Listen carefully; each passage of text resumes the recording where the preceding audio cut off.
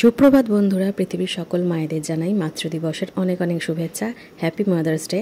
আর আমরা আমাদের মায়ের জন্য করেছি একটা ছোট্ট আয়োজন। প্রায় প্রতি বছরই আমরা এই আয়োজন করে থাকি।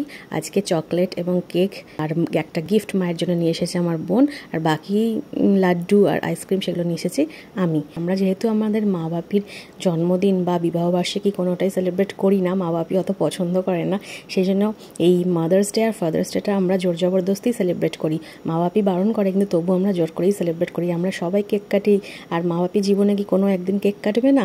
সেই কারণেই আর কি এই সেলিব্রেটটা করা। বোটের এই হেডফোনটা বোন মাকে আজকে গিফট করেছে। প্রথমে বোনকে, তারপরে সুমনকে কেক খাইয়ে দিল, আর তারপরে আমি মাকে কেক খাইয়ে দিলাম, আর তারপরে মা আমাকে খাইয়ে দিল। আর বাপিকে বলছে, এদিক থেকে ঘুরে আসো এপাশে, তুমি কেন ওখানে একা একা দাঁড়িয়ে আছো? মাকে কেক খাওয়াবো বলে কি তোমাকে খাওয়াবো না? আসো আসো। সেই জন্য বাপি আবার চলে এলো, এসে আমার পাশে বসলো। আর এখানে আমি সোনাই মাম্মাকে বলছি, এই দেখো মাম্মা কেমন আমার মা আমাকে আদর করছে, দেখেছো দেখেছো।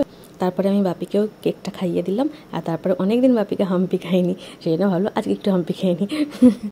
আর সবশেষে তো একটাই কথা বলার আছে, ভালো থাকো তোমরা সবাই, আর ভালো থাকো পৃথিবীর সকল মায়েরা। Tata, bye bye.